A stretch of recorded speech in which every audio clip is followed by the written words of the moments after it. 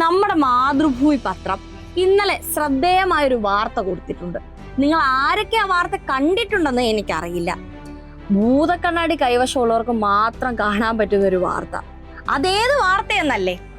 അതിലേക്ക് വരും മുമ്പ് ആദ്യം നമുക്ക് മാതൃഭൂമിയുടെ ഇന്നലത്തെ ലീഡിംഗ് വാർത്തയൊന്ന് നോക്കാം.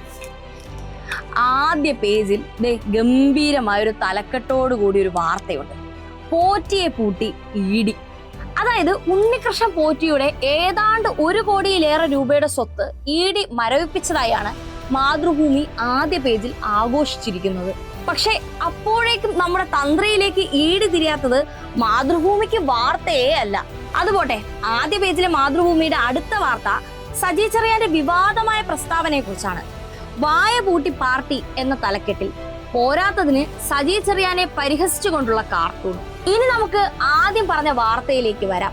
ഈ വാർത്ത പക്ഷെ ആദ്യ പേജിലൊന്നുമല്ല, രണ്ടാമത്തെ പേജിൽ, അതായത് പ്രാദേശിക വാർത്താ പേജിൽ ആർക്കും കണ്ടുപിടിക്കാൻ പറ്റാത്ത രീതിയിൽ കൊടുത്തിട്ടുണ്ട്. ഇതാണ് ആ വാർത്ത.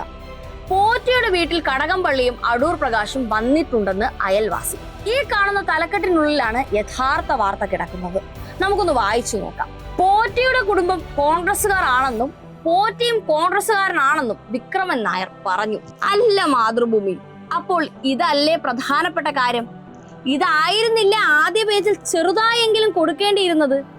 അത് കൊടുക്കാതെ പ്രാദേശിക പേജിൽ കാട്ടുപന്നി വെടിവെച്ചു കൊന്ന വാർത്തയ്ക്കൊപ്പം അതും തലക്കെട്ടിൽ പോലും സൂചിപ്പിക്കാതെ ഇങ്ങനെ വാർത്ത ഒതുക്കിയ ആ ബുദ്ധിമാൻ ഏത് എഡിഷനിലാണ് മാതൃഭൂമിക്കാരെ?